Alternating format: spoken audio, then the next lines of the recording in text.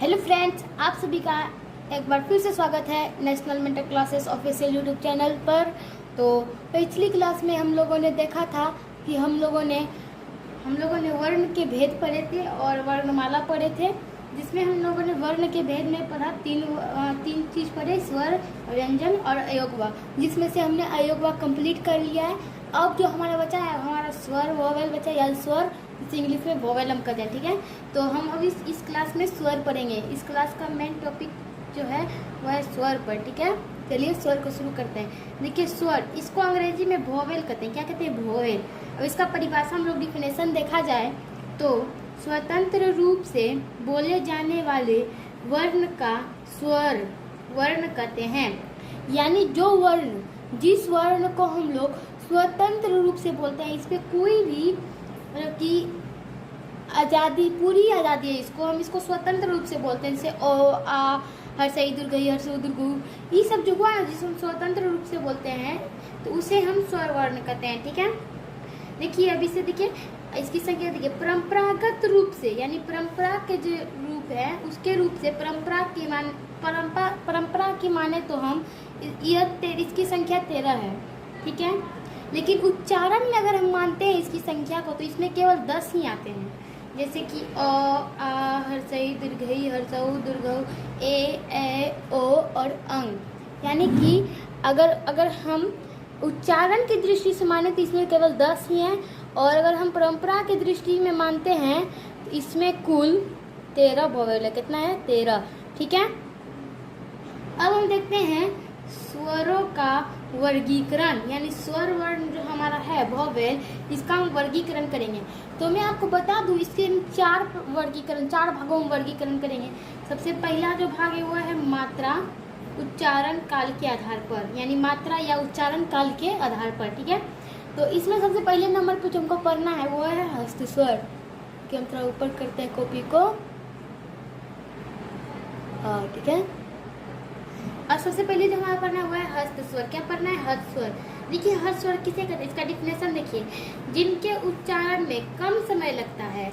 हस्त स्वर यानी वो है जिसके उच्चारण में कम समय लगता है, यानी जिस शब्द को हम लोग बोलते हैं तो उस शब्द को बोलते समय जो हमारा कम समय यूज होता है। जैसे कि देखिए यहाँ पर है ओ, हर्षऊ दीर्घई, तो ये सब ना हम लोग तुरंत बोल देते हैं, इसमें हम लोग को ज़्यादा टाइम नहीं लगता है। तो ये हमारा हस्त स्वर हो गया, तुरंत। इसमें टाइम देखिए कितना जल्दी बोल दिए, इसमें 1 सेकेंड का भी टाइम नहीं लगता है, ठीक है। दीर्घ स्वर, देखिए दूसरा है दीर्घ स्वर, यानी हम लोग पहला टॉपिक में पढ़ रहे हैं, ठीक है। दीर्घ स्वर देखिए, जिनके उच्चारण में हस्त स्वर से अधिक समय लगता है। यानी कि जैसे हमने हस्त स्वर में क्या पढ़ा कि हम लोग 1 सेकेंड भी नहीं लगता है, तो दीर्घ स्वर में क्या है कि थोड़ा सा समय लगेगा। हस्त स्वर से यानी थोड़ा सा ही समय लगेगा, ज़्यादा समय बिल्कुल नहीं लगेगा। जैसे कि आ, दीर्घिकार, हर्षुकार, ए ओ अंग। देखिए आ, तो ओ के 2 बार ओ बोला जाता है, तो इसमें थोड़ा सा टाइम लगता है। दीर्घिकार, इसमें भी थोड़ा देख लिए, इसमें भी थोड़ा तब टाइम हो गया। अब देखिए प्लुत स्वर पढ़ते हैं हम लोग। क्या पढ़ते हैं? प्लुत स्वर। इसमें प्लुत स्वर पढ़ना है अब। तो देखिए इसका डिफिनेशन, जिनके उच्चारण में दीर्घ स्वर से भी अधिक समय लगता है, यानी आ, दीर्घिकार, हर्षुकार, ए ओ अंग बोलने में भी ज्यादा समय लगता है तो उसे प्लुत स्वर कहते हैं, ठीक है। अब देखिए किसी को पुकारने में इसका उपयोग किया जाता है, यानी हम किसी चीज को पुकारते हैं, जैसे कि देखिए राम, ठीक है। राम, आकार को कितना हाली दोहराते हैं? राम राम। देखिए आकार को हम लोग कितना हाली दोहरा रहे हैं? राम राम। ऐसे हुआ ना, तो हम लोग ऐसे को ऐसे ऐस के द्वारा भी कर सकते हैं। तो ऐसे सॉरी राम, यानी आकार का उच्चारण हम लोग को थोड़ा ज्यादा हो रहा है, ठीक है। आकार का हम लोग का उच्चारण। तो हम लोग जीव के आधार पर पढ़ रहे थे और हम लोगों ने अग्र स्वर समझा। देखिए अग्र स्वर पर फिर से समझा देते हैं। अग्र भाग यानी आगे का भाग से जो उच्चारण होता है उसे अग्र स्वर कहते हैं। जैसे हर्षिकार, दीर्घिकार, ए और ए। दूसरा है मध्य स्वर।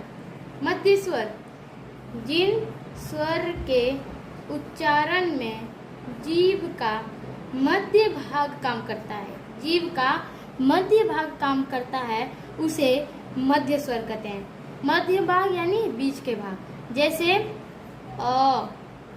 अ मध्य स्वर में आता है।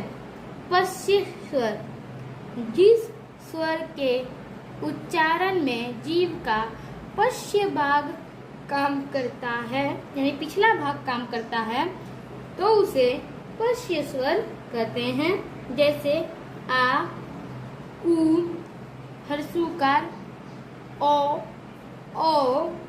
अंग। ठीक है, तो ये सब पश्य स्वर में आ गया। अब हम देखेंगे, अब हम यहाँ पे देखेंगे मुख द्वार के खुलने के आधार पर, यानी मुंह जो हम लोग अपना खोलते हैं तो उसके आधार पर सबसे पहले आता है विवृत। विवृत का डिफिनेशन है जिन स्वर के उच्चारण में मुख द्वारा पूरा खुला रहता है, यानी हम लोग वैसे स्वर जिसका उच्चारण करते हैं और हम लोग का जो पूरा मुंह होता है वो पूरा का पूरा खुला रहता है, तो हम लोग उसे विवृत स्वर कहते हैं। जैसे आ जब आप बोलिएगा, आप देखिएगा कि आप बोलते समय आपका पूरा मुंह एकदम खुला रहता है। ठीक है, उसके बाद है अर्ध विवृत, यानी आधा जो खुला रहता है। देखिए एक चीज आप लोगों ने गौर किया क्या, यहाँ से दिखाता हूँ आपको।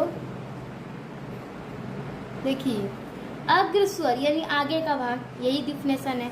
मध्य स्वर यानी मध्य का भाग, पश्य स्वर यानी पश्य का भाग। तो आप लोग क्वेश्चन से भी आंसर का इसे पता लगा सकते हैं। ठीक है, इसके बाद देखिए हम लोग पढ़ रहे थे अर्ध स्वर। तो जिन स्वर के उच्चारण में मुख द्वारा आधा खुला रहता है तो उसे अर्ध विवृत कहते हैं। ठीक है, अर्ध विवृत कहते हैं।